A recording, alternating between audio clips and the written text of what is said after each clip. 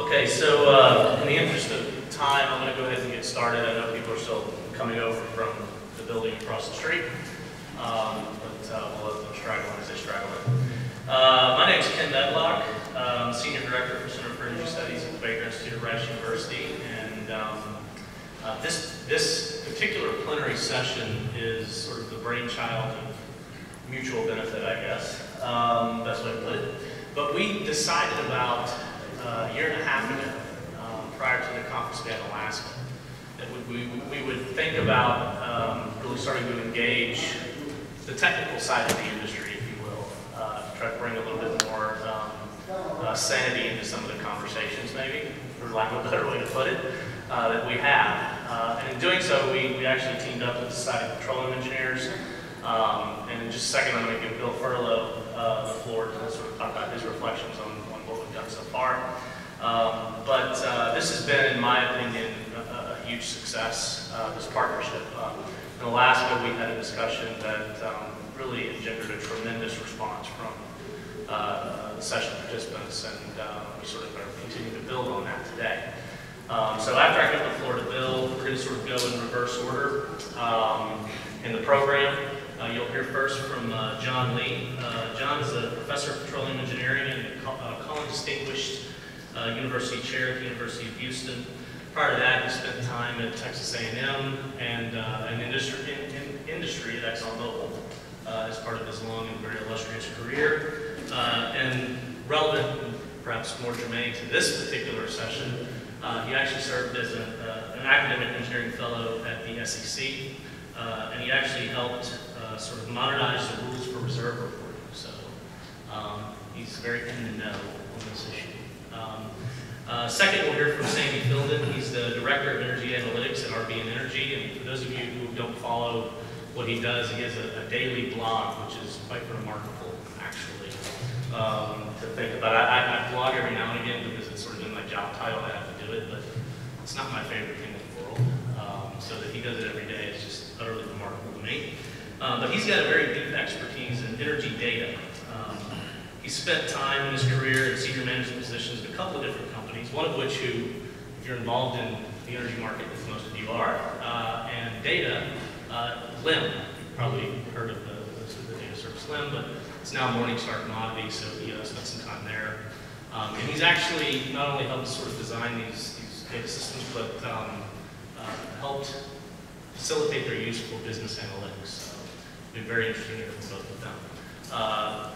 First, though, I want to introduce Bill Furlow. He's the Senior Manager of Business Development at the Society of Petroleum Engineers. Bill, say a few words. I want to keep this short because I'm not the person you came here to see. I basically develop programs for SDEs, our research technical topics in emerging geographic markets, and then we put together different types of events to address those. So recruiting people like John's kind of what I do for a living, and the beauty of working with Ken on these conferences is I only have to come up with one person, and so I'm able to really bring the A game. I think it's safe to say that John's one of maybe 4 people in the world that really understands unconventional, valuing unconventional reserves, and of those 4 people, he's probably the only one who's sane, so you're lucky that you got him. There's a lot of craziness out there. But I think we're going to learn a lot. He's one of these people who is smart enough to take something that's extraordinarily complex and explain it in a way that you can not only understand, but you can maybe use in your day-to-day work. So I really appreciate John agreeing to do this, and I appreciate the partnership with with the organization. I think that it's working really well, or it is from our side anyway. Thanks. John?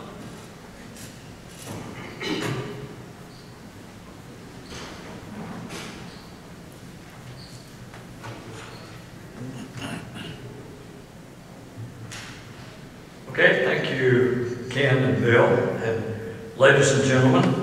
I'm going to talk with you for a few minutes about oil and gas reserves evaluations, some of the technical details of where these numbers come from, many of which we've had discussed in previous presentations yesterday and this morning.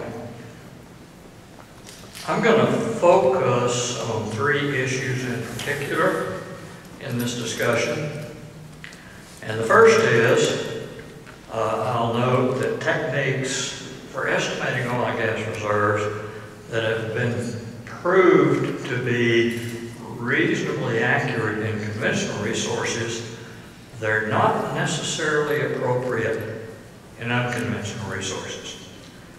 The second major point I want to make is about uncertainty, which is there even in conventional resources, but the level of uncertainty is even higher in unconventional resources. And I think I can show you why as we progress with the discussion.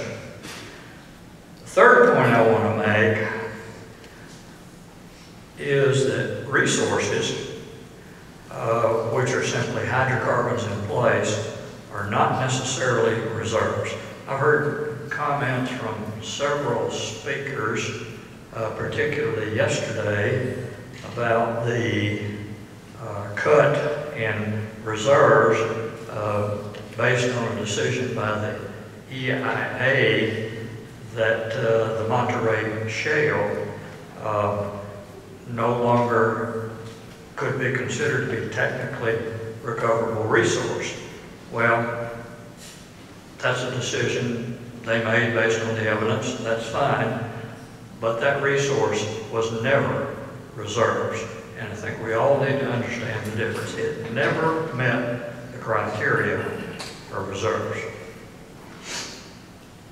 So, how can we estimate reserves in petroleum reservoirs? What techniques do we have available? This is not an exhaustive list, but it's a list of some of the major techniques, and in my judgment, the more important techniques for estimating oil and gas reserves. The first is volumetric analysis of the volume of hydrocarbon in place, a judgment about what fraction of that hydrocarbon we can recover. A second method really is closely related to the first, and this is analogy. That is, what happened in petroleum reservoirs that appear to be similar to the petroleum reservoir in which we're currently interested. The third method is extrapolation of production history. We've drilled a well, we've completed it, we have a trend in production.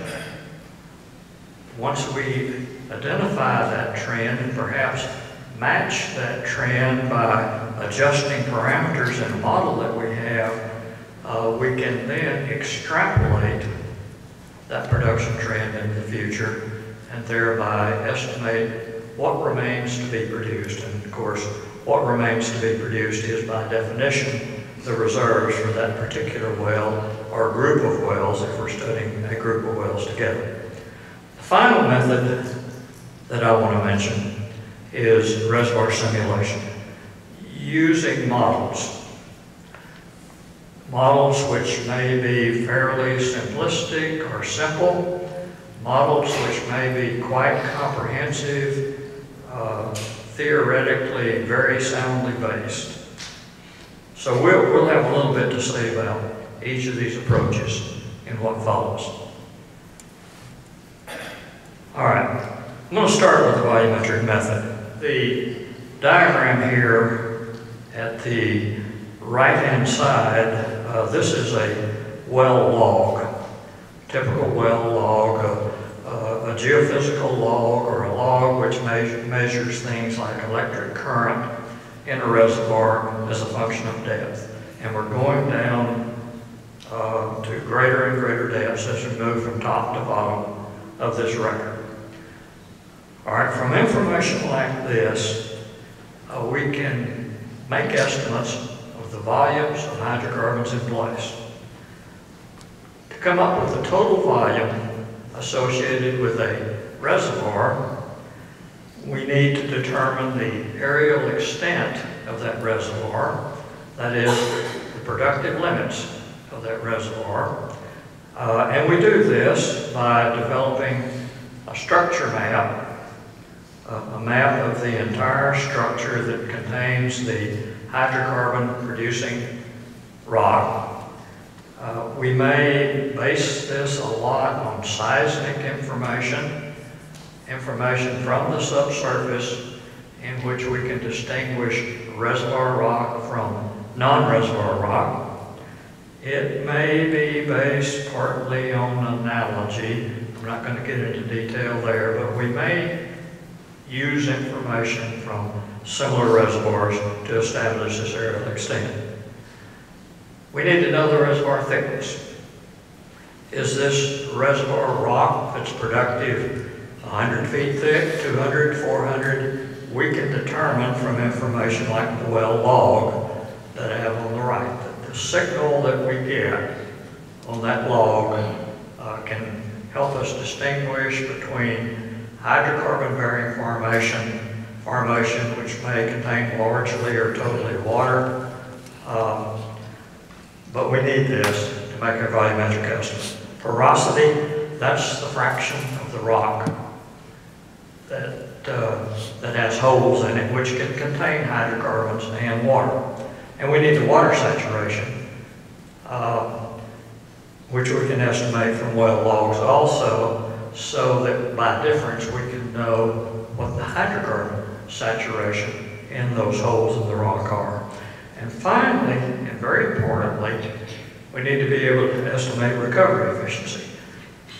We know a certain volume of hydrocarbons in place, but what fraction of that volume are we likely to recover?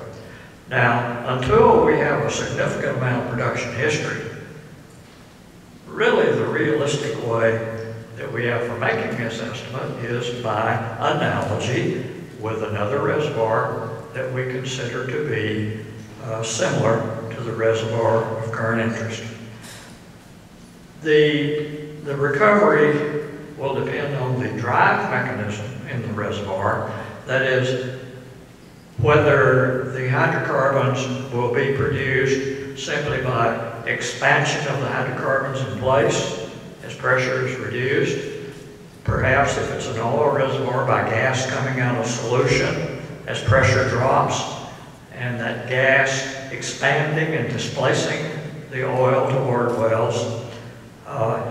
There may be some influx of water from large aquifers associated with the reservoir.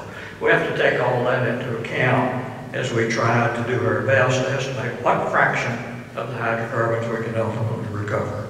And then, of course, the reservoir characteristics, the quality of the rock itself will influence this volumetric estimate. All right, I mentioned analogy. Analogy for recovery efficiency. We may even make simpler uses of analogy. The diagram that I have shown here shows the estimated recovery from half a dozen wells in a reservoir, and suppose we wish to drill a new well located with a diamond in the middle of this reservoir. What would we estimate the expected recovery from that reservoir to be? Well, a logical approach might be to simply take an average of the recovery from those wells surrounding that location, and that would be a reasonable judgment of what we can expect to recover from that well yet to be drilled. That actually works pretty well and is a commonly used technique in conventional reservoirs. Now I'm going to begin to distinguish between conventional reservoirs and unconventional. That technique may not, in fact probably will not work very well in unconventional reservoirs such as shales. In shales, poor wells may offset good wells, and vice versa. Good wells may offset very poor wells. Just to average nearby wells is by no means sufficient for estimating the recovery. What we have to do in unconventionals is estimate recovery from large numbers of wells and use statistics and say find the mean of that distribution of ultimate recoveries and take that as our expectation of what's likely to happen with a new well drilled anywhere within that region in which we have sufficient data. And the final point I want to make, because I have heard in presentations yesterday and this morning allusion to the fact that, well, what we learned in the Barnett might be useful, let's say, in Europe or in another part of the U.S. We have to use the data available, of course, and that's better than nothing. But I would caution any of you who are tempted to do that no shale resource is a good analog for any other shale. They're all different. Let me give you another example of that. Refer back to the Monterey Shale, which, as we have heard, has been written off largely as a source of technically recoverable resources. The basis for the classification of the Monterey Shale in the first place as being potential technically recoverable resources was an assumption that fracture techniques that had worked in other shales, such as the Barnett, would work in the Monterey Shale. And on that basis, that shale resource was estimated to be one of the very largest anywhere in North America. Then people began to try to fracture in limited locations, and techniques used elsewhere did not work. It was not a good analog.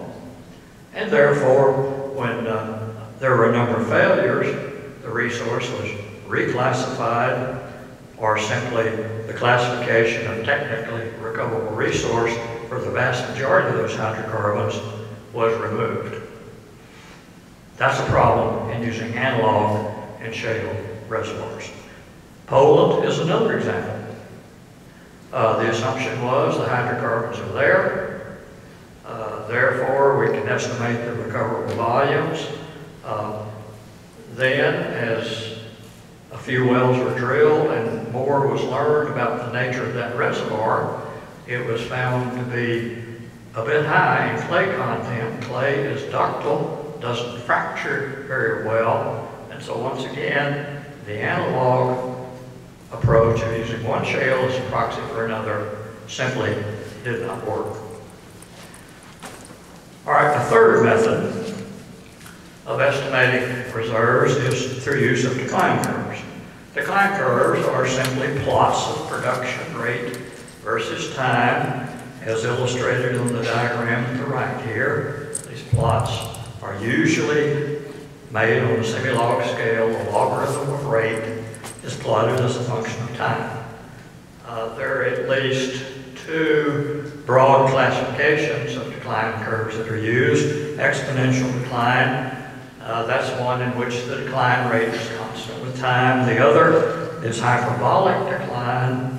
That's what we see illustrated here. The decline rate changes with time. In the shales, for example, the early decline rates are very high, maybe approaching 80, 90% per year as the initial decline rate. That decline rate becomes less and less steep with passing time. And so it's the hyperbolic type decline that usually is exhibited, in fact, virtually always exhibited in shale reservoirs. Notice the red curve going through the middle of this sort of mass of production histories from different wells. That red curve is what is called a type well projection. That might be used as a basis for estimating reserves in a well that hasn't been drilled yet in that same formation. And it's nothing more than just an average of production profiles which have been identified in the other wells in that formation. Now, there's some problems with decline curve analysis projections. I've taken this particular graph from a presentation by Gredis Jenkins and Dylan Elk, who are experts in this area, to show you some of the problems. We have here at the far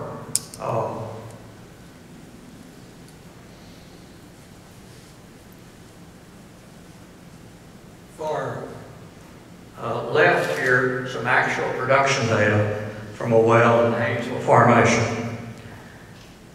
The problem here is that the trend that's been established in this production data, notice this is a plot of rate on a logarithmic scale versus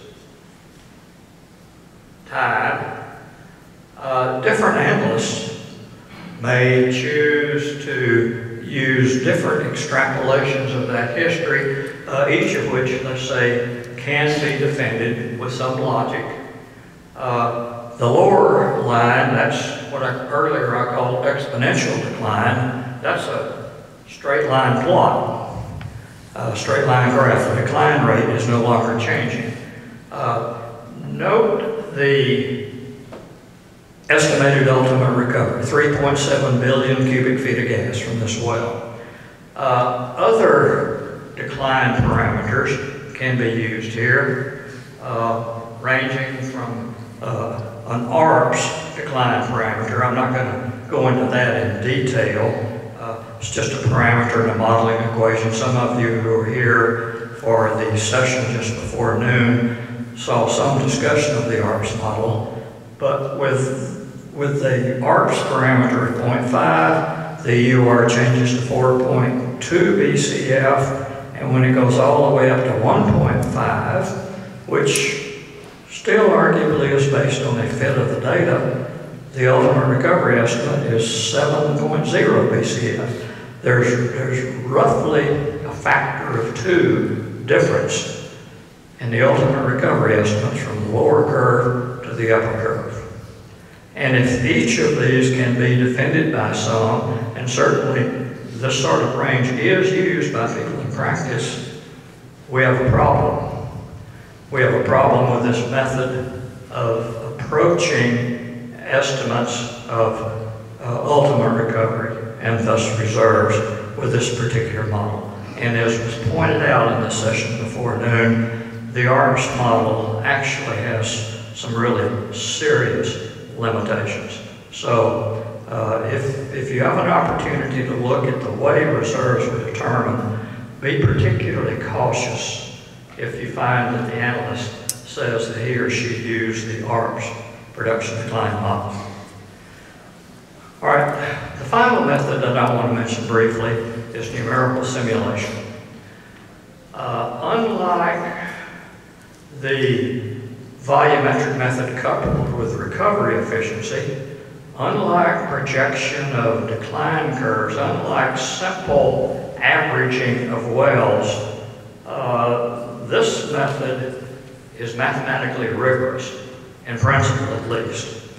It's based on using rigorous mathematical models of fluid flow in porous media, which have been studied in depth theoretically, verified in practice. With these mathematical models, a reservoir is broken into thousands of cells. And such a model is illustrated at the lower right in this diagram. And in the modeling technique, we study flow from one cell to the next, under differences in pressure, which ultimately are caused by production from wells at various points in this reservoir. Well, if this is a more accurate technique, then why don't we just use it and ignore these simpler models, which have some of the limitations that I've talked about already? Well, a couple of reasons. One, this modeling technique requires very accurate and very comprehensive data about that reservoir, the properties of the rock and the fluids as they vary spatially have to be known, and they have to be known accurately.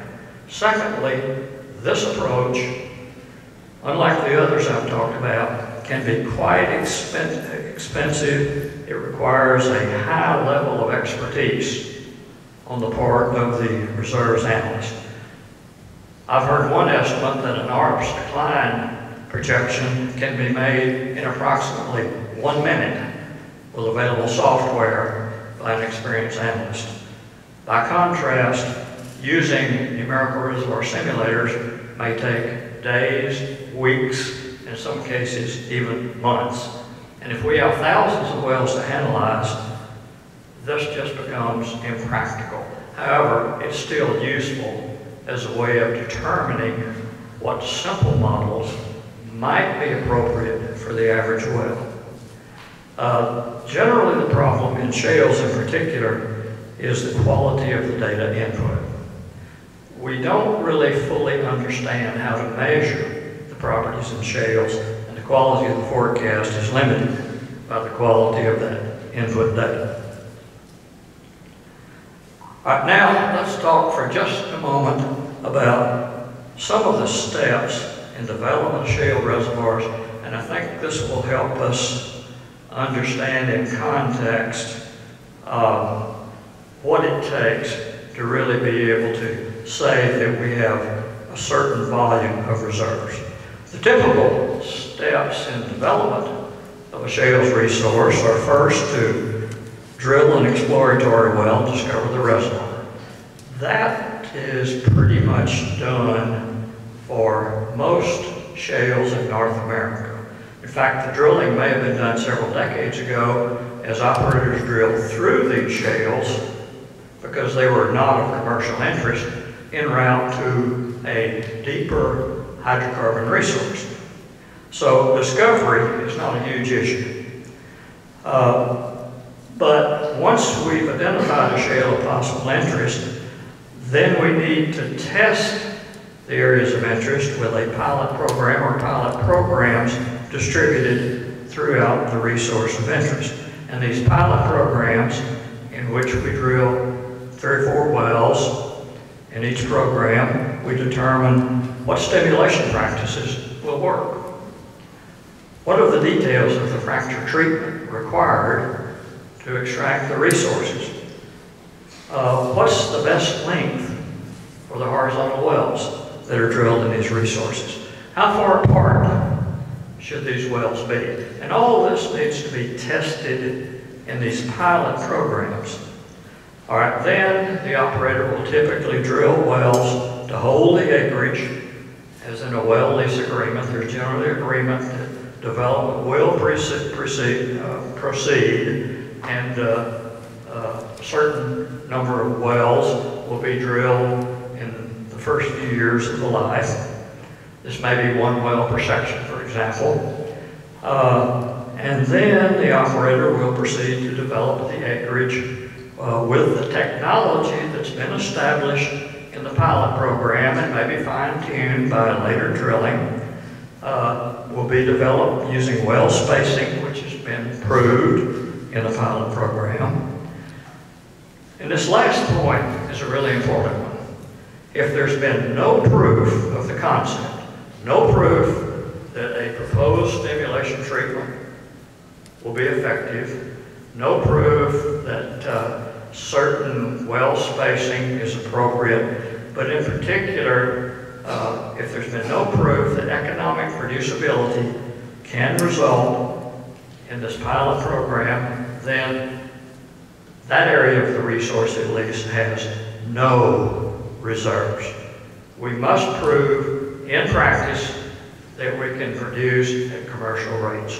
If we don't have reserves. Again, I'll mention the Monterey Shale's example. This was booked, or at least reported, as technically recoverable resources, but there was no evidence to back this up. And then when people began to develop evidence, we found that we don't know yet how to develop that resource. Now that doesn't mean that we won't learn how eventually. George Mitchell spent over a decade taking an uneconomic resource in the Barnett Shale to commerciality. And something like that may be required in the Monterey Shale and in other shale resources that currently don't appear to be attractive. This diagram just illustrates some of the details of completion in shales for those of you that are unfamiliar. The bottom diagram shows perforated tubing with injection at very high rates into the formation. Maybe more pertinent is the top diagram. This shows a horizontal well, which is the long line here, virtually horizontal in this diagram, and the results of seismic measurements, which have been made down hole, and these seismic measurements capture seismic events that have occurred during fracturing at various points along the well. This is color-coded. Each stage of the fracture treatment has a different color code here. And typically these stages of fracture treatments are 200 or 300 feet apart. And we see that it looks like the fractures are basically linear, perpendicular to the wellbore in this particular case.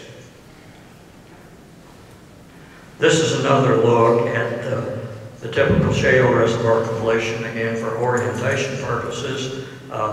Clearly a schematic, but we show a well at first going down vertically, then being diverted to the horizontal, and there are 4 fracture treatments that are shown here with some degree of complexity.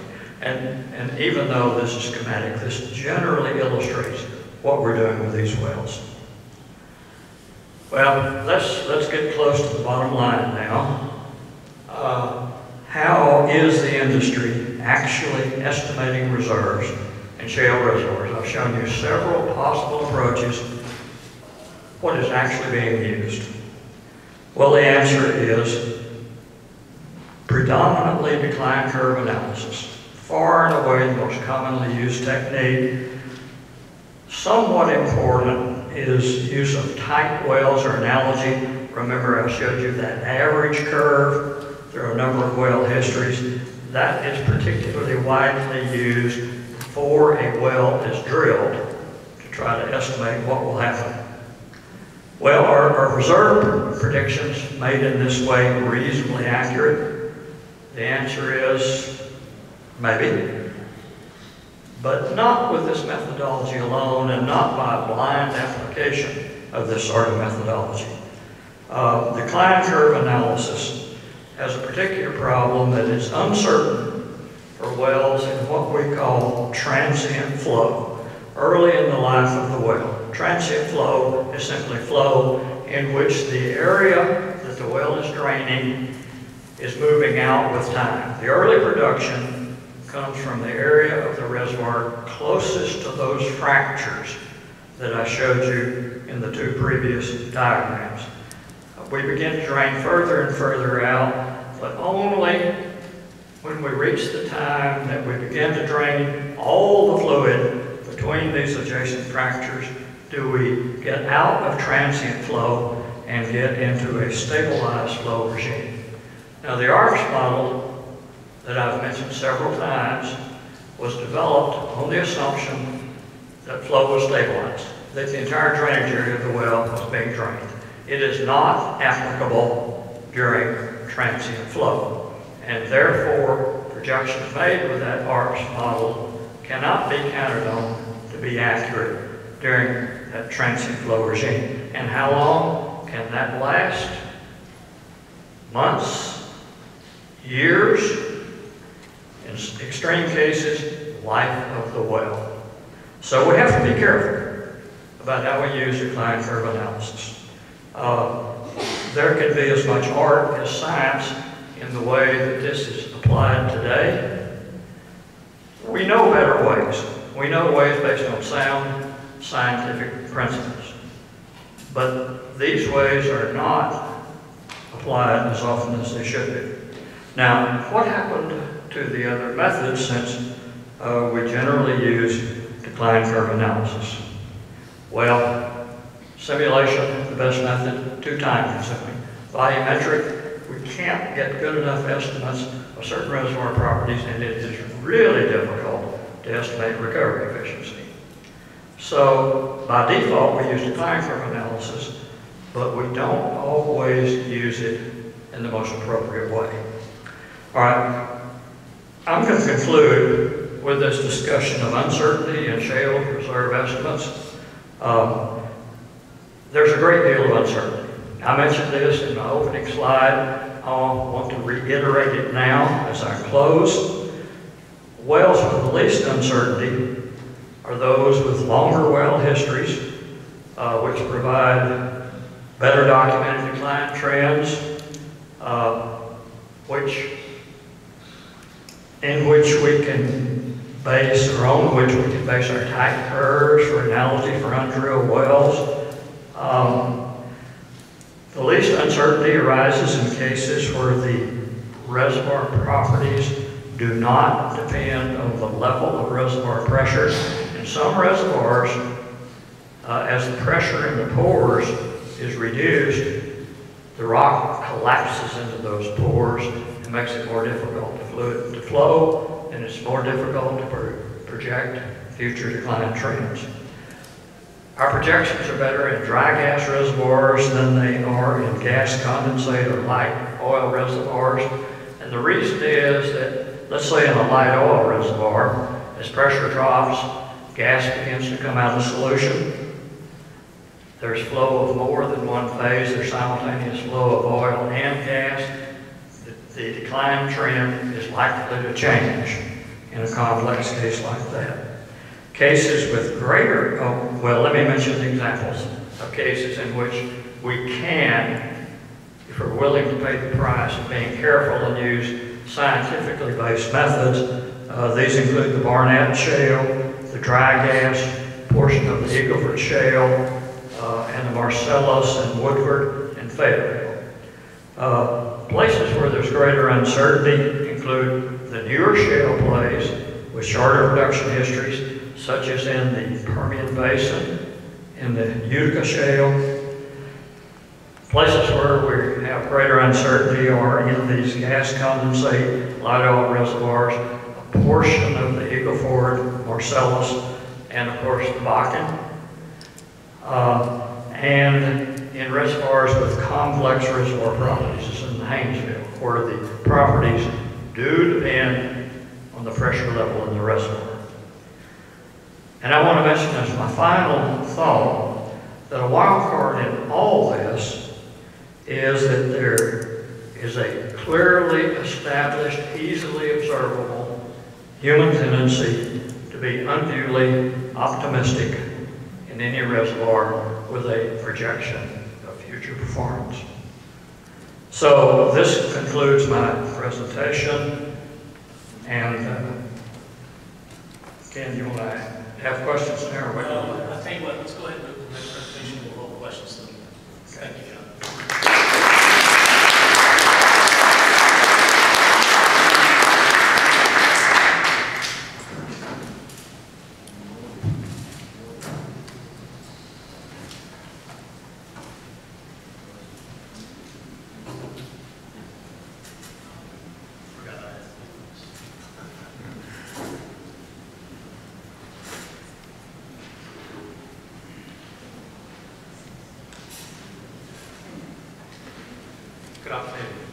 You guys hear me okay? The back, right? Speak a little louder. Yes. Good afternoon. My name is Sandy Gilden.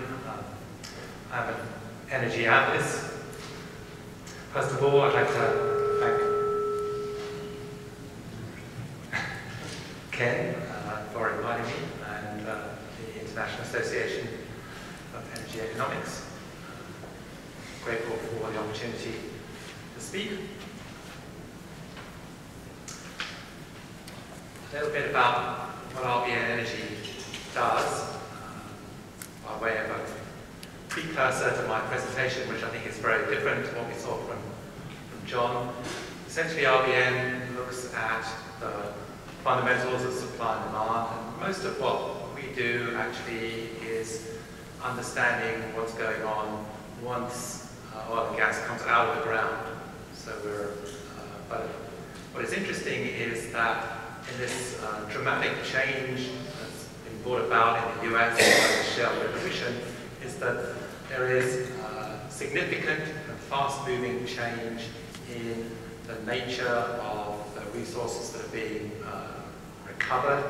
And these, I think, are what I deal with in terms of the value of those resources and how they are used by consumers. And that, I think, can help provide some insight back to the ways in which we look at estimation and perhaps also the valuation of reserves.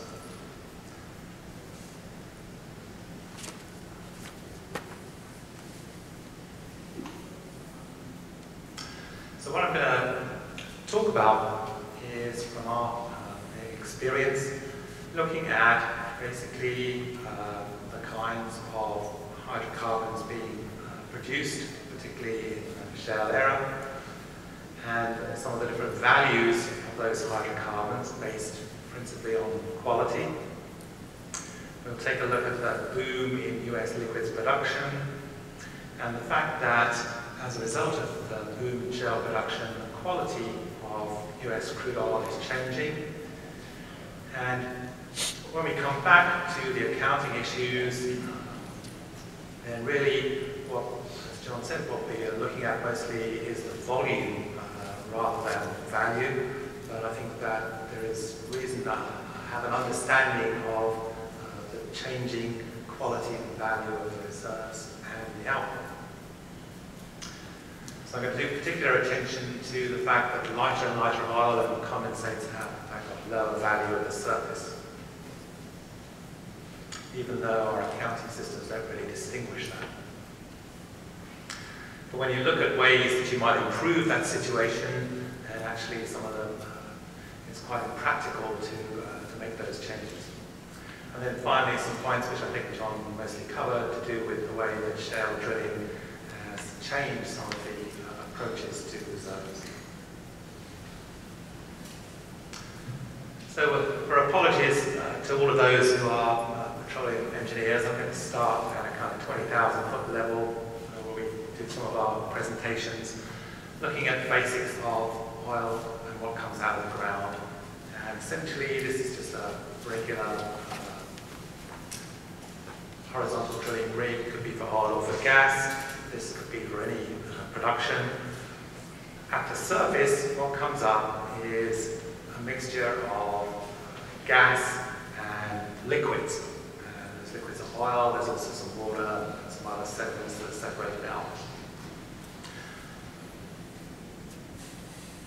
Again, basically the gas coming out at the surface is separated out by field separation, and if it's dry gas, then it can go almost straight away into the pipeline. It can be distributed through a distribution system and goes out to final consumption by consumers to heat their homes or for generating electricity.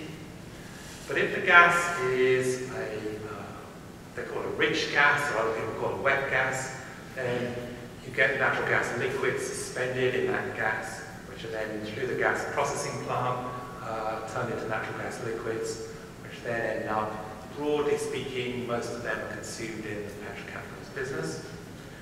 And then, of course, oil comes out as crude oil, then ends up in a refinery and is used for production of refined products like gasoline and diesel. But basically the point is there's three different categories here, man-made categories of hydrocarbon that come out of the well in different mixtures depending on where you're drilling or what the properties are of the source rock. One of the things that is very interesting in terms of the development of shale drilling is that over time